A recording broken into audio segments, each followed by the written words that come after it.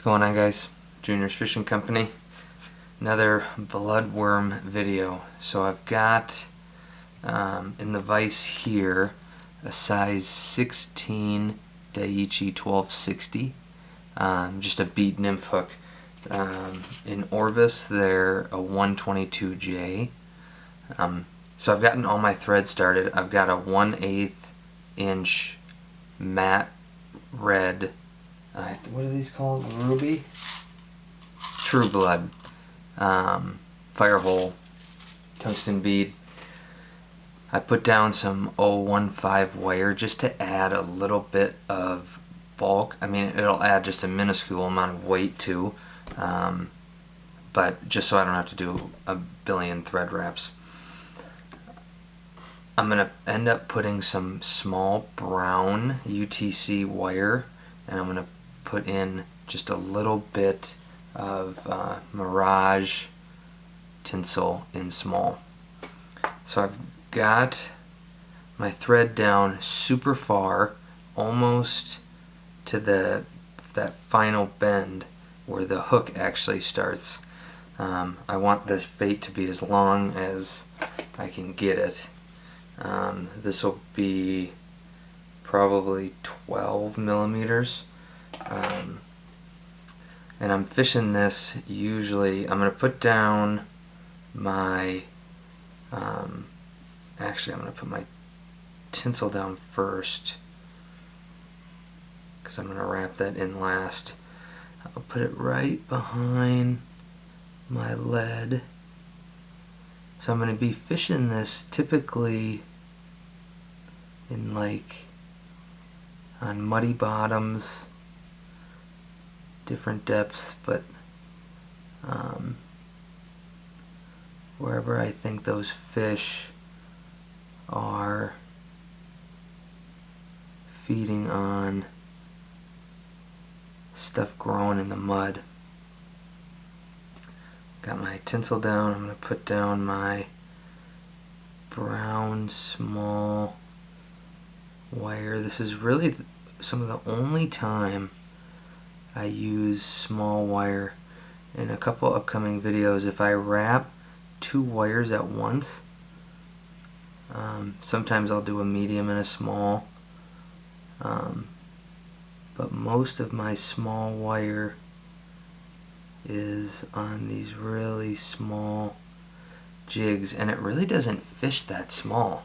I mean, this bait is, or this hook is pretty decently long.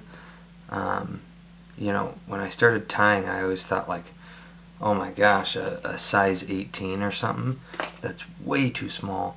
But I mean, this is longer. If I grabbed a number 10 scud, this would probably be longer than it, or as long. So you can make them look bigger. I just really like the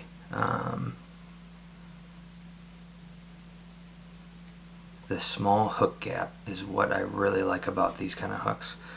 So now I'm going to build up a taper, because I'm going to end up bringing my wire and my tinsel all the way up to my bead head. Alright, I've got my little taper. It's off.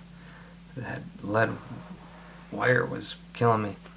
So I'm going to put down my small brown first. And I was looking at some pictures of these, and some of the pictures definitely had kind of a, I mean, they're almost like a see-through type of little bug, but I just want them to be pretty even. You're not really going to be able to see the front couple wraps, or not the one closest to the bead. You're not going to be able to see very much, if at all. But I like to bring it up farther than I'm going to need it. The one thing you want to be careful with using, especially these bead nymph hooks or any hook that's this small, they are super, I mean, I could lift this up and bend it out. So you just gotta be be really careful when you're taking off that wire. So I'm going to wrap my tinsel right in between, and if it doesn't want to behave, if I keep some steady pressure, it usually does, but I can always put a finger on it when I'm going on my wrap. But that looks decent. You can always tell if your wraps were off. If your wire's off, then your tinsel's going to be off. And then make sure that that's down with a couple wraps there. Can't even see this. Luckily my eyes are still decent. I don't need to, or decent for looking at this kind of stuff. I can't see 15 feet away, but I can see close pretty good still. And I've got just a tiny bit of wire poking up. I just want to flatten that out. Not that that's going to make a huge difference. So I'm going to do a couple wraps right here just to build up a little collar. I'm not going to do a ton of wraps because I can whip finish, and that'll take care of some of the bulk. I'm not going to put down any resin or anything like that. Sorry if you can hear that, my heater just turned on.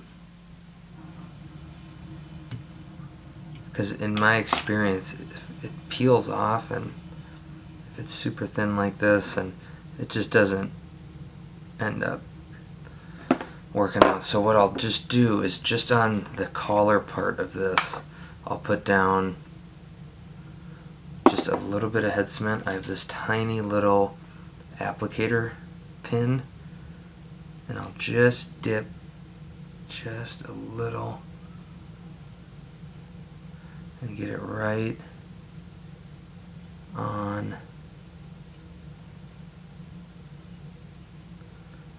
my thread, and it will add a little gloss to that too. You can always, if you'd want, just some different ways to tie this. You could add a little bit of sparkle, kind of like that. In the video I posted earlier, I brought it through my bead and wrapped it up. You could do that. You could put a little bit down on the tail, kind of like right there. You can obviously have, they make this in a ton of colors. You could do a little red one, but these are for sure my go-to, especially when the bite is really finicky. So Junior's Fishing Company, juniorsfishing.com. I don't know if I'm going to do many more of these little bloodworms, chromatids, but if one sparks my interest, maybe I will. We'll see you on the next one.